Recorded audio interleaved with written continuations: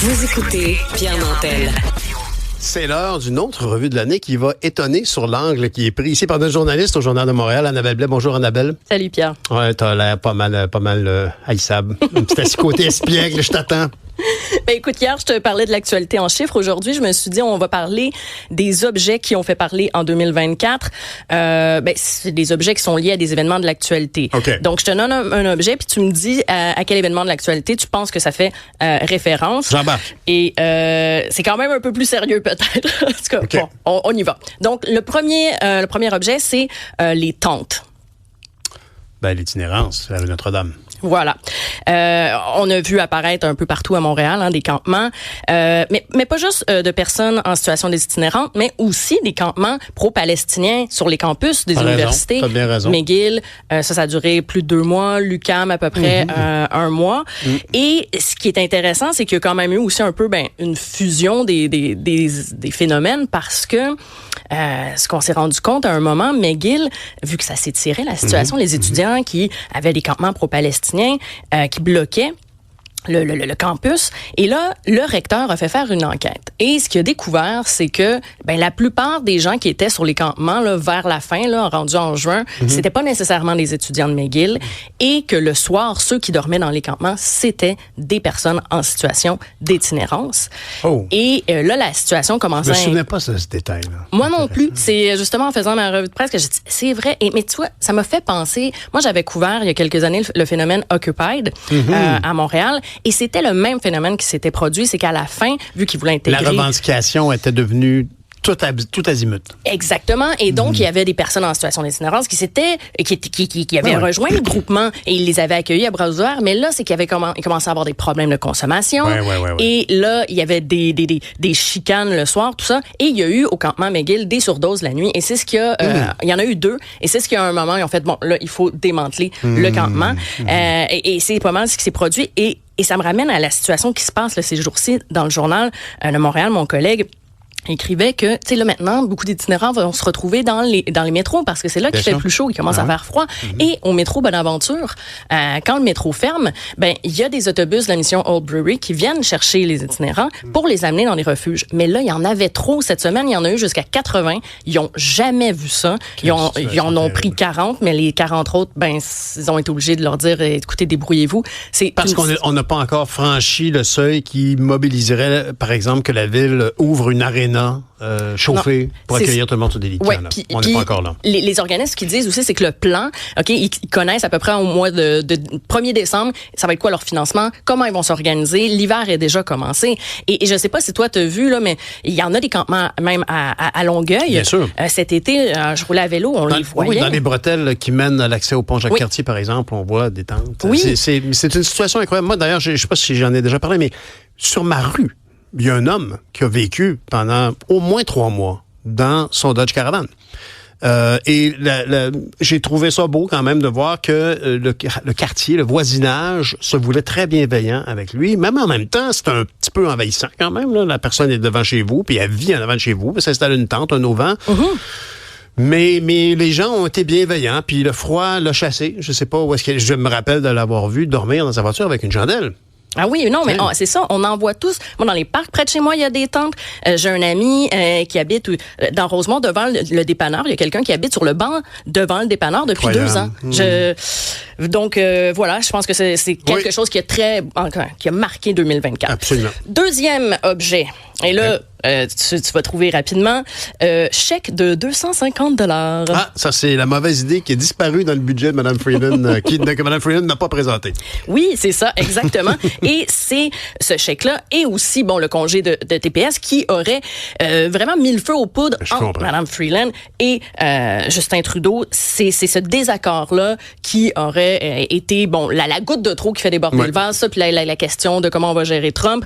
Et d'ajouter Marc Carney dans le cocktail, parce que je pense que ça a été comme ça a été l'allumette qui a fait exploser la dynamite chez Mme Freeland. Parce qu'elle était elle était quand même, ou semble-t-il, elle était comme prête à accepter quand même. Ça passait mal, mais elle était prête à le présenter quand même. Elle l'a fait vaguement la semaine passée, puis elle l'officialisait hier, mais c'est pas... On sentait qu'elle était pas trop d'accord parce qu'elle avait dit qu'il faut quand même éviter les astuces coûteuses qu'on peut pas se permettre et qui font douter les Canadiens. Parce qu'on n'est pas fou, on sent que les élections s'approchent. Est-ce que ça va changer les choses d'avoir un petit chèque ou un congé de taxes? Écoute, moi, en fin de semaine, j'étais au Dollarama. Et c'est pas surtout les objets, donc il y a des congés de TPS. C'est vraiment un calvaire pour les commerçants. Ça. Et les clients, là, étaient pas contents. Il y a une madame, elle disait, mais comment ça se fait qu'il y a des TPS, c'est supposé d'être le congé de taxes? Et là, la dame de lui exprimer, mais c'est pas surtout. La madame était juste pas contente. C'est pas ça qu'elle avait compris. Donc, je me demande vraiment c'est quoi le bénéfice de ça. Personne s'y retrouve. Donc, ça va être un chèque qui, finalement, aura juste causé plus de problèmes. Des enfantillages. Puis vraiment une mesure électorale que tout le monde électoraliste, que tout le monde a dénoncé là, unanimement. Puis là, Mme Freeland... Oui. Écoute, celui-là, peut-être c'est moins dans ta zone de confort, mais je vais tester ta culture générale. Okay. Les bracelets de l'amitié. Ah, ben là, tu me parles de Taylor Swift. Oh, Swiftie! Ben oui, moi, je suis un vieux Swiftie. Oh, absolument. Okay. Oui, Marianne et Florence, on en a beaucoup parlé. Marianne et Florence, nos collègues, ici à la recherche, il y a des journalistes à la recherche qui sont allés à Toronto. Mais vraiment, on en parlait depuis plusieurs voire années avec Florence, parce que moi, je fais partie des vieux Swifties. Mais honnêtement, j'ai un peu le sentiment d'être dépossédé de mon intérêt pour Taylor Swift, parce que c'est tellement devenu plus que de la musique. C'est devenu un phénomène social. Mais je vois pas tes bracelets de l'amitié. Non, je me suis pas jamais rendu là. Tu t'es pas rendu là? Bon, écoute, parce que en 2024, c'est vraiment devenu le truc. Oui.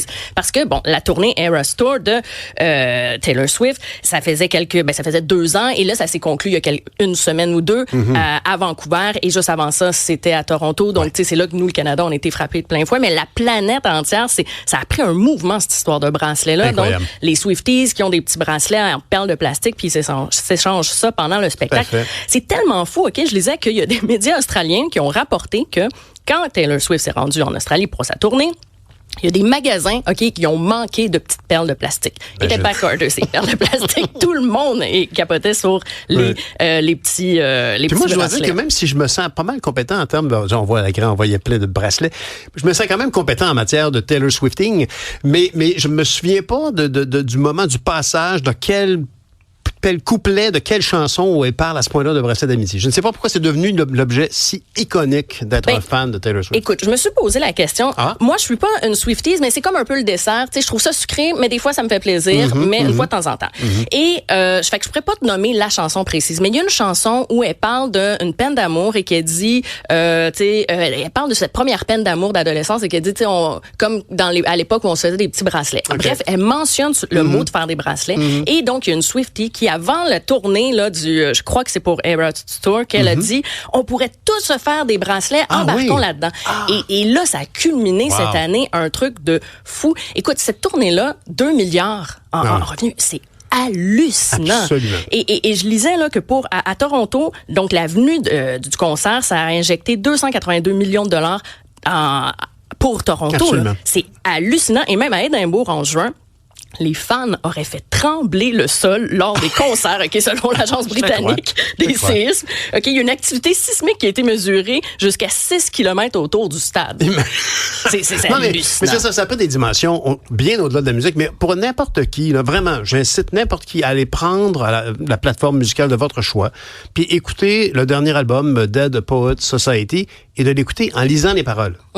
C'est là qu'on voit quand même que c'est une artiste très intéressante, qui est très bénéfique, bienveillante, positive. C'est bon de voir que tous ces gens, tous ces jeunes, toutes ces jeunes femmes en particulier, s'intéressent à un contenu culturel aussi positif, constructif, et elle est autrice-compositrice de la plupart de ces trucs. C'est pas une chanteuse. C'est un modèle là, pour les femmes, une femme forte qui fait beaucoup d'argent, qui prend ses décisions, qui a pas peur de ses opinions. Absolument. Moi, je trouve que oui, j'aime bien. Là.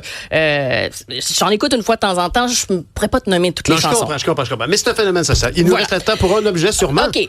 Une dernière. Conduite d'eau. Le geyser à côté de Télé-Québec. Oui, exactement.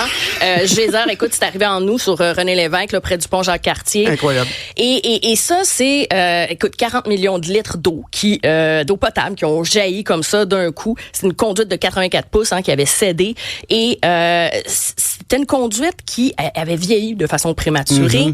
Elle avait été installée en 85. Elle aurait dû d'avoir 100 ans de vie. Et ça, c'est un problème. Et ça survenait, quelques jours après qu'il y avait déjà eu, les restes de l'ouragan Debby. C'est vrai. Qu'il y avait déjà eu des inondations. C'était de l'eau potable, c'était pas de l'eau, non, c'est ça. L'aqueduc, là. Oui, là, c'est ça. Mais ça nous montre, là, que l'histoire du tuyau d'eau potable, c'est une chose, on a des questions d'entretien, mais la ville a aussi tout son réseau. On n'est plus adapté. Parce que quand l'ouragan Debby, elle est passée, là, c'est les puiseurs qui pouvaient pas avoir toute cette eau-là. Il y a des maisons qui ont été inondées. Il paraît, Annabelle, que le sel, le déglaçant serait en cause. C'est un rapport au changement climatique. Annabelle, merci. Quelle revue intéressante. On continue, j'espère. Yes. À bientôt. À demain.